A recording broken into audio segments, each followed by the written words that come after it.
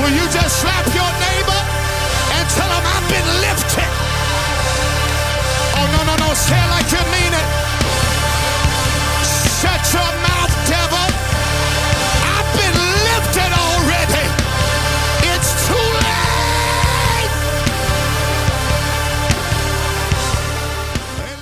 Welcome to the ANWA Beyond Sunday podcast, where we are dedicated to helping believers integrate their faith into everyday life. We are back again with another episode, still talking about the church. And this episode is about women in ministry. So I'm going to start with reading two scriptures. The first, I'm just going to read out of the ESV, 1 Timothy chapter 2, verse 12. I do not permit a woman to teach. That's good. Glory. Or to exercise authority over a man. Rather, she is to remain quiet. My God. And I'm going to shift to 1 Corinthians chapter 14. I'm going to start at the 33rd verse. For God, and this is out of the Lexham. For God is not a God of disorder, but of peace. But that's in context of the prophecy and prophets. Okay, I'm going to actually jump to the B clause of verse 33. Yeah, make sure you get it. No. Make sure you get it right. I'm gonna just jump to verse 34. This is why women shouldn't read. The women must be silent in the churches. This is verse 34. For it is not permitted for them to speak, but they must be in submission, just as the law also says. Verse 35. But if they want to learn something, let them ask their own husbands at home. I don't even have a husband. For it is shameful for a woman to speak in church. Or has the word of God gone out from you, or has it come to you only? Paul was in his bag. I mean, Mercy. My God. Now, before we hit the context of those two, I actually want to say plainly that it was always God's intent from the beginning for women to be unhindered spiritual leaders. From the beginning. So we got to start in Genesis 1. You. When I tell you. What did Michael Lowry tell Barney? That's how you shoot. That's how you shoot. Unhindered spiritual leaders. My God. Because in Genesis 1, when he says to them, after he says, be fruitful and multiply, he says, fill the earth and govern it. So this is both given to both Adam and Eve. They are supposed to govern. They are supposed to reign. So this isn't because I think a lot of people, they're like, oh, because Eve was made after Adam, Adam was the one that was reigning and Eve was not. No, they both were. Mm-hmm. So there is a way that they are both showing up in that space as leaders with a shared responsibility, not one lesser than the other. Okay. Then when you get to, because I know a lot of people argue at the point of Genesis 3, when it says a woman will always want to be contrary to her husband, whatever scripture or translation you use, that is more about the relational dynamic and not her ability to rule or to reign. Mm-hmm. And so, but people see that as, oh, she now becomes subservient to her husband, so she has less authority. But that understanding of that is not a correct translation of that original text. That's actually talking about your relational dynamic. Mm-hmm. And so at no point was there a diminishing in her ability to reign from the intent of God. Culturally, that became a thing, but not from the intent of God. So, because Paul said, I don't permit. He said that. And he did that. Even still, there's context. Let's even be careful. Paul wrote a letter that had those words in it, but was Paul using his words, or was he quoting their words? Because there's a lot of places where Paul is making arguments and he's quoting, you say this, but I say this. Yes. In the same way Jesus said, well, you say this, Yes. but I say this. Mm-hmm. So we have very good arguments to make for other cases of where Paul is quoting someone else. Yeah. And then he gives his commentary after. And then he gives his commentary. Yes. And I think, especially in 1 Corinthians, we need to do a careful exegesis of those passages, and other scholars much more educated than myself have done quite extensive work on that, but there's very good argument to be made that Paul is actually quoting the expectation of what the Corinthian church was expecting there, not what he was saying. Because if you look at the context of what he's saying all should desire to prophesy, all should desire to use their gifts. This is what love looks like. And then he says this, it feels entirely out of context with everything else Paul has laid out in the letter. So, but if he's combating their mentality of saying women must remain silent, But this is in the broader context of what's happening here. That's why I just want to say it's like maybe Paul wrote those words, or his scribe, maybe it was, Silas wrote those words for him, but somebody put those words in there on Paul's behalf, but Paul might be quoting somebody else. Yeah. He might not be saying that directly. And then even that approach. Sorry, that might blow some people's minds. Oh, but you want to give a moment for the no, moment? I was But I think sorry, that was my little rant. Even within the context, because he's talking about love, because I've also done some reading around that, where that quotation is probably a sarcastic quotation. Exactly. That your cultural understanding of how women are showing up in the church should be this. But that actually doesn't fit within that context. And if we're talking about the concept of love and those ministry gifts, that actually is contending with the culture. So Paul is actually contending with culture and saying, okay, like this is what you say, but that's not actually the reality of what's supposed to happen, which goes back to women being unhindered spiritual leaders. But even, let's just throw a caveat, even if he is saying that, let's put in the context of what the world made the woman to be at that time. Absolutely. Oh, yes. The women does not have the same citizenship in any nation at this time as the man. Majority of the laws in Israel are really to the man. Absolutely. Absolutely. Right? So what does that mean? That women won't have access to the same education. They probably can't rule in political seats. They probably can't serve in the military. Even your access to the scrolls. Because let's just say Paul, what if Paul is saying, I don't want women teaching. But at that time, are women walking around with the scrolls? Right. Would they have access to these scrolls? But to that point, I think this kind of stuff also brings to the forefront the core mission of the church, which is not, I know the saints gonna hate me for this, but when Paul had to choose between the advancement of the gospel or rallying against injustice, he chose the proclamation of the gospel. Absolutely. Yeah. Because I remember listening to Ann Graham, Billy Graham's daughter, preacher. She was asked, she was also part of the Baptist convention. She was asked, like, how do you deal or accept your call to preach? And these Baptists don't accept you. Oh, she said, to them, I'm not a preacher. She said, and I don't try to act like one when I'm around them. But to the people God has called me to, I'm a preacher. Because I'm not going to fight you in your injustice when my goal is to get you to digest the gospel. Because if I'm going to just focus on fighting that injustice, you're going to miss the gospel and what has been won. Nothing. Yeah. But if you're going to hold on, and I feel like even if Paul said it this way and meant it this way and wanted women to be silent, it wasn't about him supporting the injustice against women. It was about him choosing the gospel over the culture. Yeah. And I think even further, because it's not just the non-alignment with the injustice, but it's also, if this is a quotation, he's also saying you yourselves are being unjust because these women don't have access to these scrolls. Very much so. And so what you are doing in terms of keeping them from having this ability to learn and to know is actually an injustice within itself. Yeah. And so his command to be silent in the local assembly isn't because he wants them to shut up. It's because, hey, they don't have access to what you have access to. You should be teaching them. I love that. You actually should be imparting into them what you have access to because they themselves don't have access. But the women speaking in this Corinthian church are Greek women. And if you are teaching, then you probably have social power. You are lording your social status, right? So you're probably connected to a senator. You're probably a daughter of a high-ranking leader within a community. So you coming out doing whatever you want to do is not just dangerous on a doctrine level, but it's dangerous for the community because now you're lording your social status over said community. And so now Paul is like, okay, well, you women, y'all got to be silent in the church because the women that are speaking are of high social status.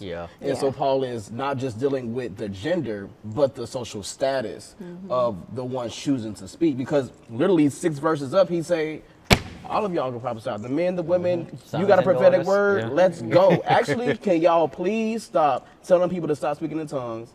And please prophesy. Yeah. So he actually don't want them to be silent if he's telling them to prophesy. exactly. And no, go ahead. in 1 Timothy, if you go back to chapter 1, he's warning against false teachers. False teachers in that particular context, they were actually targeting women. So if false teachers are targeting women, Timothy is also like, okay, right now, I don't know what these women have engaged in as it pertains to doctrine. Right now, I want you to be silent and not teach, because I want to make sure that you're not spreading something that's false, because I don't want that to grow, and I don't want that to essentially catch wings and fly through these congregations. So we also even have to just go back a chapter and read the context of like what's happening around it. But I want to, I mean, in that sense, and to tie these two things together, the comment about justice and power dynamics and Timothy.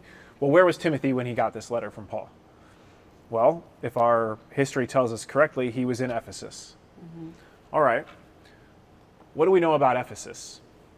Ephesus is a center. It's kind of like Corinth. It's a major city. It's big in Greek culture. And the remains of this are still there today in 2025. Yes. Absolutely. Yes. The temple to Artemis of the Ephesians sits on the hill in Ephesus. Artemis was the daughter of Zeus. She was seen as the midwife, and she was the one that helped burn. Ironically, her temple burns down while Caesar's being born, because supposedly she was there attending to Caesar's birth. But, you know, there's a lot of stuff to, you know, I just find it ironic that her temple burns down while, you know, either way. So the remains are still there. Well, if we look at the depictions of Artemis of the Ephesians, she had very, very ornate hair. She had gold jewelry in her hair. It was a position of power and prestige for a woman to be seen in the image of Artemis of the Ephesians. So here, Paul's saying, likewise, women should not adorn themselves with they should adorn themselves with appropriate clothing, modesty, and self-control, not with braided hair and gold jewelry or pearls or expensive clothing. Why? Why is he telling them that? Because Artemis of the Ephesians was a status symbol of that power over the people as a goddess of a different culture. And to actually have your hair done, braided, and ordained that way, you had to have slaves that did that work for your hair. Absolutely. So, okay, we can tell women today, don't wear your gold earrings, Candace. She out of order. But we don't have anybody that says that, and they can't tell you about Artemis of the Ephesians. They don't know what they are talking about. Absolutely. But Artemis, Full stop. But Artemis is also worshipped in Corinth. And Artemis Is. is Very much worshipped in so. Corinth. Very much so. Exactly the point. Yeah. These things are not independent of each other, because we are talking about Hellenistic Greek culture that is pervasive, and that Paul is assigned to the Gentile church. So he is dealing with these problems everywhere he goes. Yeah. And so we're essentially taking, we talked about the ministry of the apostle and how they deal with God and nations. So we're taking what he's dealing with culturally and now applying it to all women for all generations. And they're not in that culture, they're not in that nation, they don't worship that God. But he's dealing with this specific God, this specific nation, and the systems that have been in place so that God is worshipped. And he's like, I'm contending with this thing. It's giving case study. It is. So it's like, no, you can't take something out of one space and just apply it blindly to another space without understanding the context of what Paul was actually contending with. Absolutely. But this is Paul, who has a deacon who's a woman that can hold the mystery of the faith with a clear conscience. My God. And we don't, and there is no argument anywhere that a woman can be a deacon. Oh, no, there is. Can't be a deacon? Cannot. Can be. I mean, and even in most cessationist arguments, they will say, oh yeah, women can be deacons. Oh, I didn't grow up in that. Oh. No, there are arguments. Women can be, where I came from, women can be deacons. They Yes. can't be elders. They can't Correct. be pastors. Oh, I'm they the only can't. one. They definitely can't be pastors. or Right. elders. But for the Women most cannot be part, deacons. broadly speaking, you can talk obviously about But your are you experience. you were going to talk about Phoebe.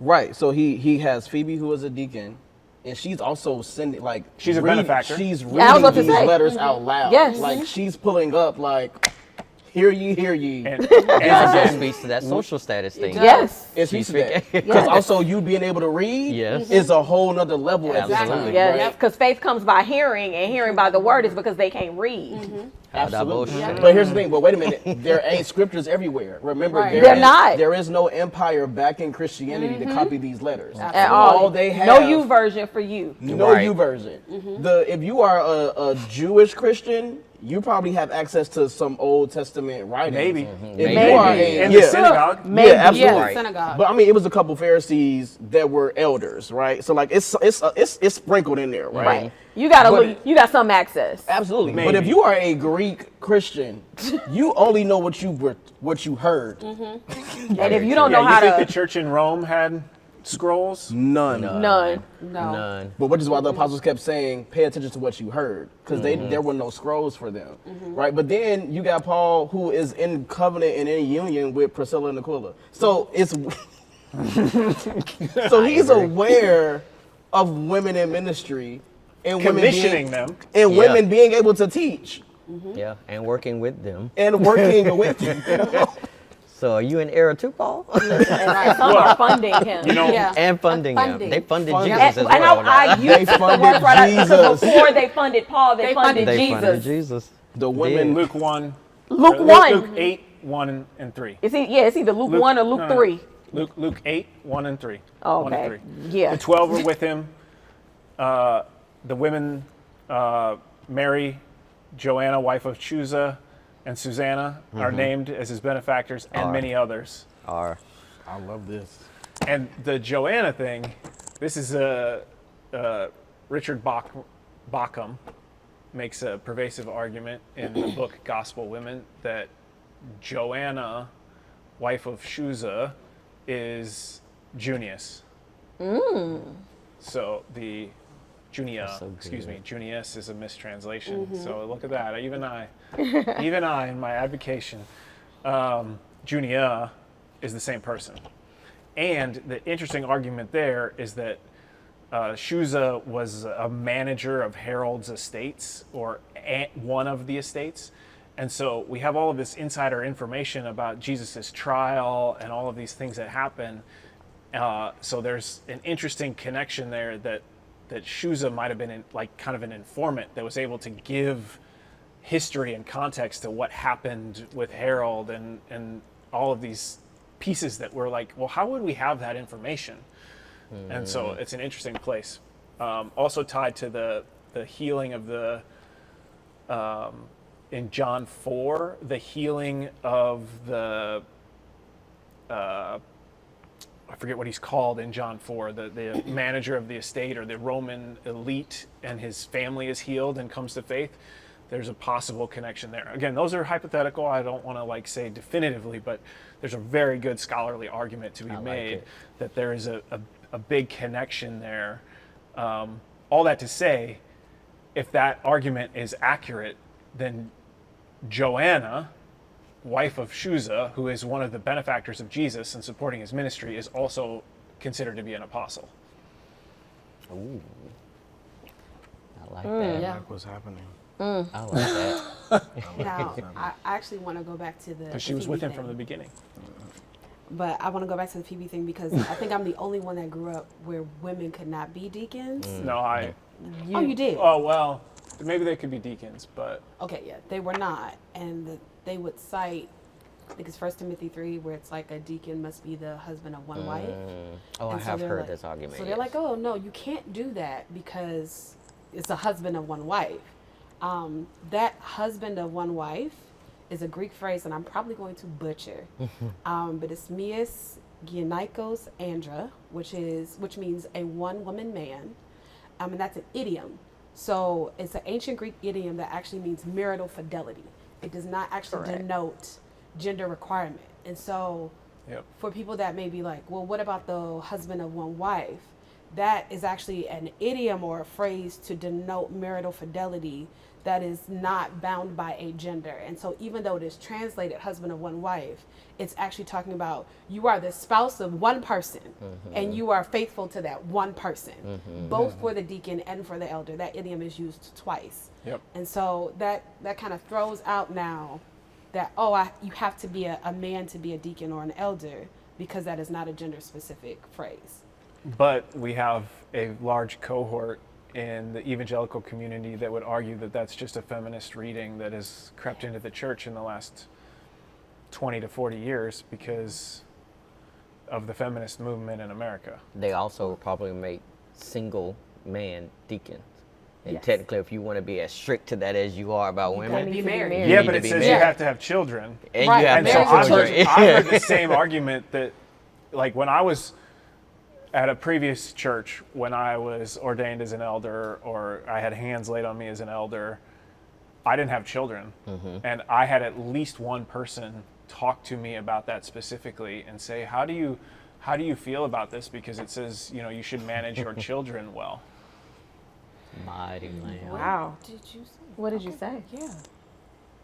I probably had some witty response. I don't know. I just was like, I think I probably spun it around and said, well, I've got plenty of spiritual children or something like that. I'm sure. I don't know. I'd have to go back in the recesses of my mind to really think about it. But obviously I wouldn't argue that way now. But that idiom is That is good. That's good. Now- I feel like we misuse, like a lot of these things have been weaponized Yeah. in a very negative way. Absolutely. And I would say, because I've also heard the argument of these are agendas that have infiltrated the church, the text, and it's changed the definition. My argument is that I don't think that we always are operating with the fullness of the understanding of the text at any given moment. That as we understand and grow in our understanding of language, that we will actually understand, oh wait, we might not have translated this correctly. Or oh wait, God actually might have been pointing to something else. I think it is a posture of humility to sit there and say, oh, what my grandparents or what my parents worked with may have been a great translation because that's the level of knowledge we had at the time.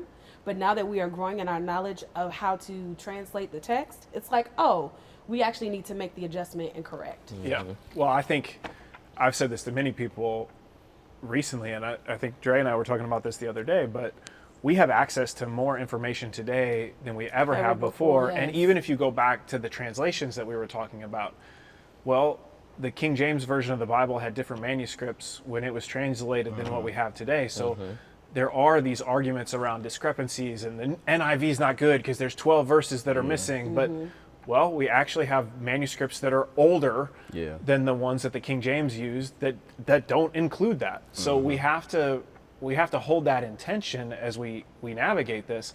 But we have, like, and I don't want to be, this sounds very arrogant or presumptuous, but we have more information available right now at this table we on do. these computers than Martin Luther had, Oh, than John Yes. Calvin had, Yes. than John Wesley Absolutely. had, than any reformer possibly had. And the ability to just do Greek translation right here on my device, it's mind-blowing. Even extra biblical information is way more prevalent. So we know more about the lives of women at that time today than we did 100 years ago or even 50 years ago. So even the concept that women were entirely marginalized has been challenged a little bit recently, because there were women that owned businesses. There were women that were educated. Yes. There were women that were managers and heads of households. There were women that got inheritances.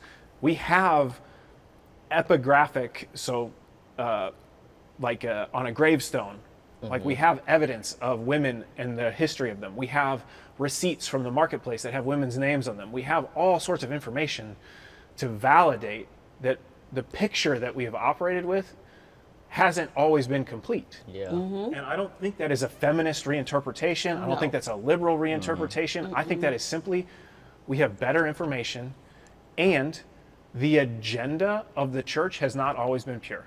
And we need to admit that. Absolutely. We have to own So that. are we going to look at the last Correct. 1,000 years of history, or are we going to start with the first couple hundred years of the church and really evaluate what they were doing?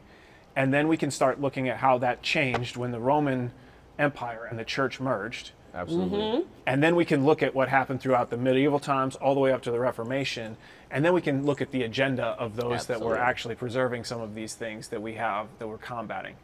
if you really want to say this is a feminist reinterpretation, you better do all that homework really well. But in the same way we say that, like, it takes a while for African Americans to come out of the slave mindset.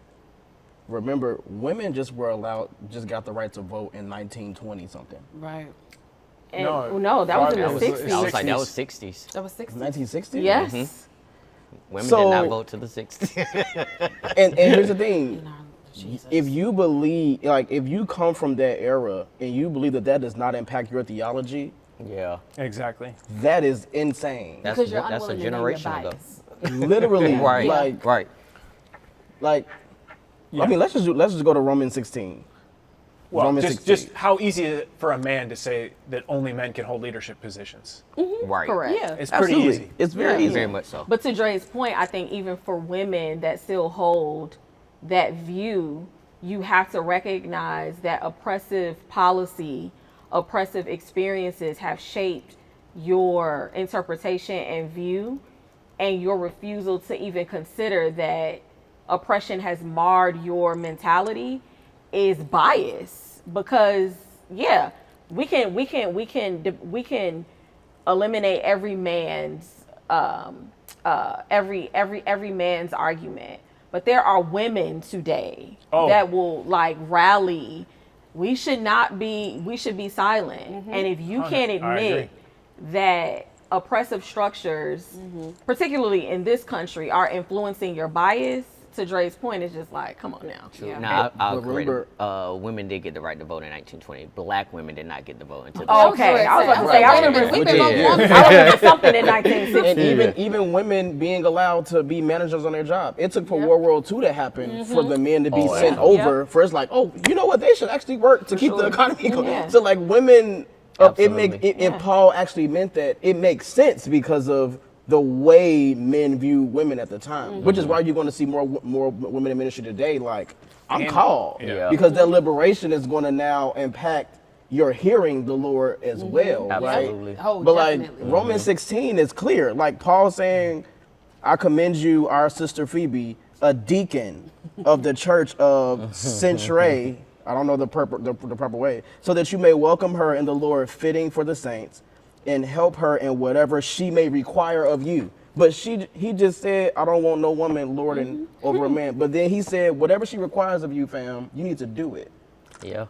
She has become a benefactor of many, and myself as well. Greet Priscilla, Prisca and Aquila, who work with me in Christ Jesus, who risked their necks for my life, to whom not only I give thanks, but all the churches in the Gentiles. This is a man and a woman, right? Then greet And the woman's name first, the wo- which is not insignificant. absolutely, Not insignificant. absolutely.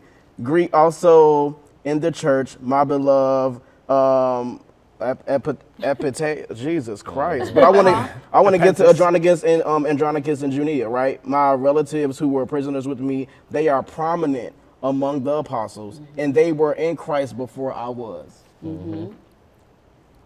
Women have Well always been known. in ministry. Always. Because, like I mentioned Genesis, but also Miriam, prophet, Deborah, judge. Like this isn't just New Testament. We see in the Old Testament, God appoints people, and even the concept of how God also deals with the culture and what women are kept out of, like the daughters of Zelophehad. By cultural context, they shouldn't receive the inheritance. ever. Absolutely. And the Lord tells Moses, She's right. "Hey, this is right. ours." And that's after a law is established. Yes. But God has to intervene. Absolutely. Mighty lamb. I mean, who announces the resurrection of Jesus? right. women. Oh, that's only if you believe that part of the story. Oh, Got it. That's so good. That's so Understood. good. I mean, the 12 was late.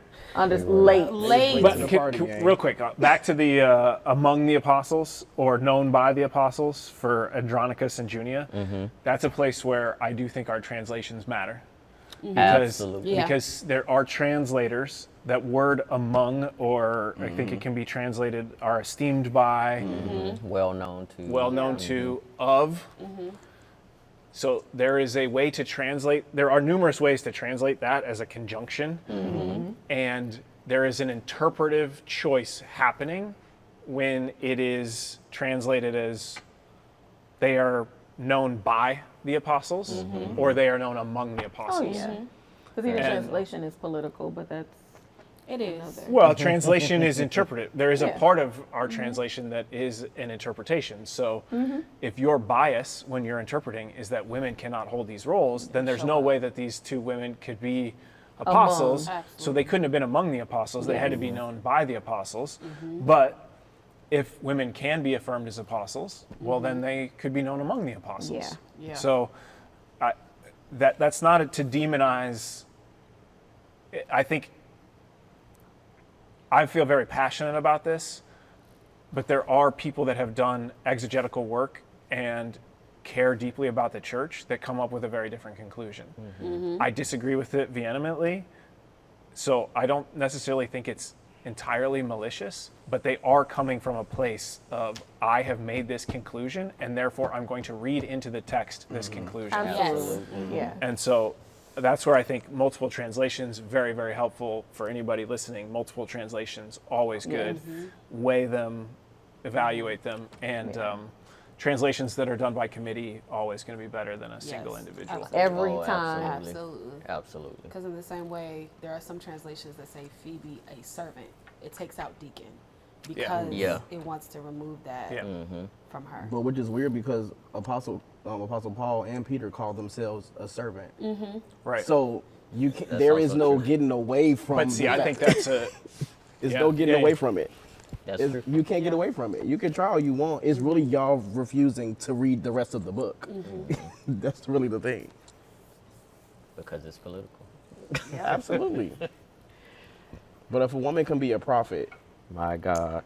That's And- why they don't exist no more. oh, that's All right.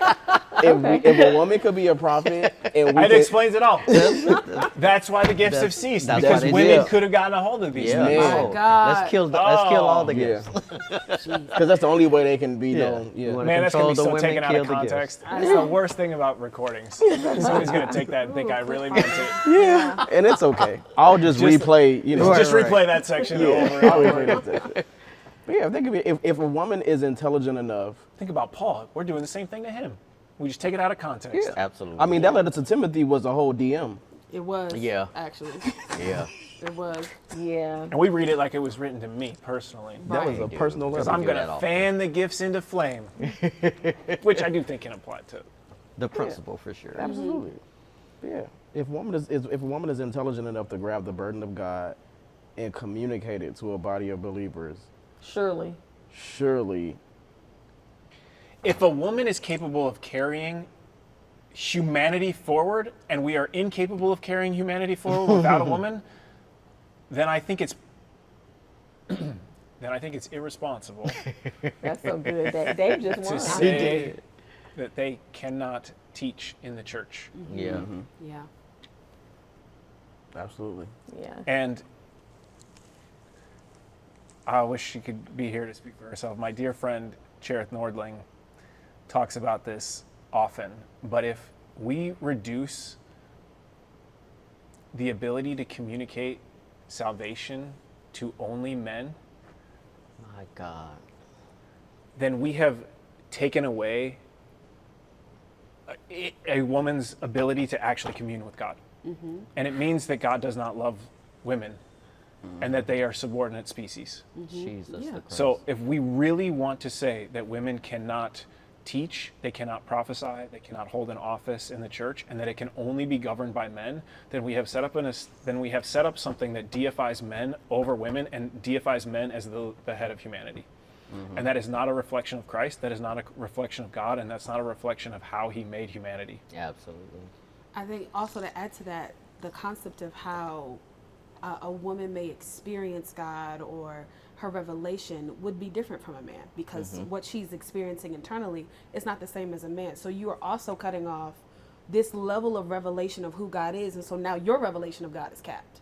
So it's like, oh, well, you're subordinate, but is that a subordinate revelation of who God is?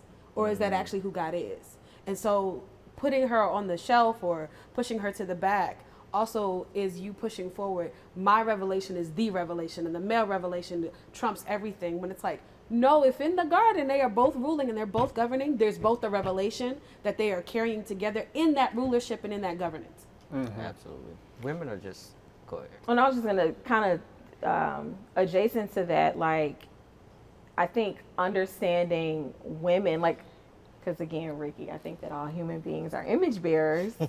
there is a level of insight and revelation we learn about the Lord in that He has.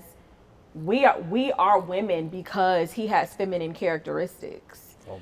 And I think that, I mean, we say that in this context, and it sounds like we want to call God she, and that's not what I'm talking about. But if Him being full, like, what does it mean for Him to be like the full-breasted one? What does that mean? And we don't have full revelation. And me as a woman can't even move into the full revelation of what it means for me to be a woman if I am not also viewing Him and have access to women unveiling and revealing the mystery of that to me, from a woman to a woman, from a woman to a young girl. Agreed. I was just going to say, I think to all of y'all's points, I think the power of a woman is just so prevalent in creation and in society. Even when we deal with the Bible, we don't have, and we love to harp on, if Eve got us in this mess, she did, okay, let's say we give you that. But we also know the world gets no hope without a woman. Because without Mary, Jesus doesn't get to the planet. That's right. God has always needed a woman to impact the earth, no matter whether it was good. That was the power of a woman. The fall didn't happen just because Adam was hungry that day and he wanted to eat. It was the power of a woman. Yeah. Jesus didn't come to the planet. He said, "Oh, it's on the calendar. I'm supposed to disappear today." He had to look for a woman. There's women in the genealogy. Yes. Literally. But Yes. but even the directive to not eat the apple, that wasn't Eve disobeying. True. That was Adam disobeying. Yeah, because nothing happened when she disobeyed. The directive was to Adam to not eat the fruit. And Eve's directive was to help her husband be obedient. Yeah. So she failed in helping him be obedient. Right. Right. So if you, And you he can even failed. take that, and it was the man that failed, and it was the woman that helped redeem us.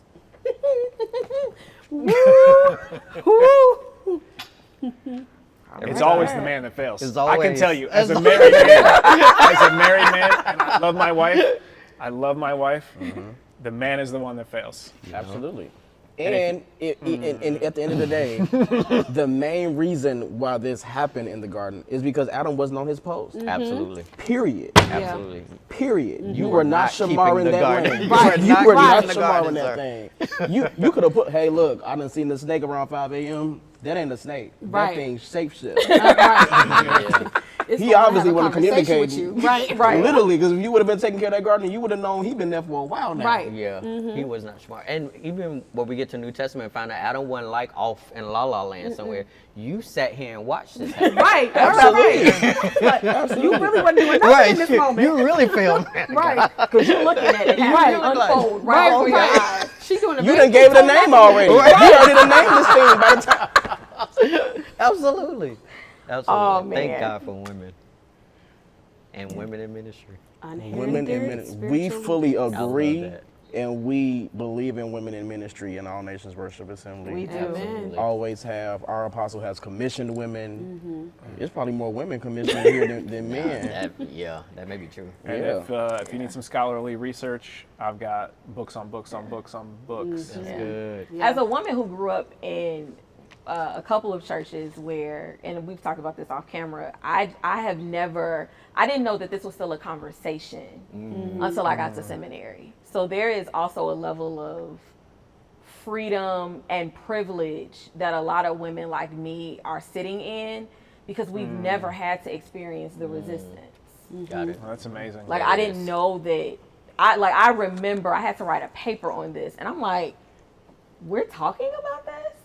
And I had other women in the classes that I was in, like, I am in this. Like, I am living this out. Yeah.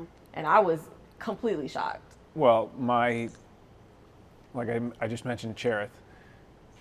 She is an ordained minister. She is a theologian. She is a PhD. She is sought after speaker, podcaster. She's very, very intelligent, godly woman that has written and done a lot to help the kingdom. And if she goes on certain college campuses, Yep. young men that are 18 years old Yes. with their King James Bible will walk up to her and say, "You are going to hell because you are teaching." Yep. They will say those words to her, I've experienced and they it. will try to tell her that she is in the wrong Yeah. because she is teaching. And I know not just her, I know other women that have experienced that same thing. Yeah. Same. She I has. And Yeah, That is, I think we need to pray for our misguided brothers. absolutely. and the But women the that fact are that- being And the oppressed women. by And the it. women. And the are- women yeah. that are being Yeah. But the oppressed fact by it. that people like a Candace can exist and not experience that also offers a glimmer of hope. Yes. That Yes, as 100%. much as oppression as you all are experiencing, there are women that are breaking the ceiling so that women never experience that. Exactly. Yep. And that's amazing I just and got should be chills. celebrated. And it is, again, speaks to the power of a woman. And what, my first pastor was a woman. Wow. I didn't My know this second was a pastor was conversation. woman. Yeah. I didn't know Did this was not a know. conversation. Did not know. Every church. I mean, and I've always been a part of churches where the senior leaders were married, but both of my previous first ladies or pastors' wives preached. I mean, Yeah. it just wasn't a conversation. I didn't even know what a first lady was because my first pastor was a pastor. She Yeah. was Yeah. active. She wasn't just sitting there like with her legs crossed looking like Right. She was active. Yes. Same, but even my old female pastor, I've been at 2 events with her where all the male pastors would get up because they didn't want to sit on the same row with her. Really? Yep. Oh yeah, oh yeah. It was like death threats because Yeah. she was calling herself a pastor, and would get death threats from other pastors. Because that's godly. Right. Yeah. So it's real. It's real. I've known of women that have entered churches with their clergy attire on and asked to remove it. Take that Yes. off before you cross the threshold of this church. Absolutely. Yeah. 'Cause Can't here- have your collar on. Yeah. At all. At all. Thank God for all nations Amen. and churches that affirm women. Amen. Absolutely. We're better because of it. Yeah. Yes, we are.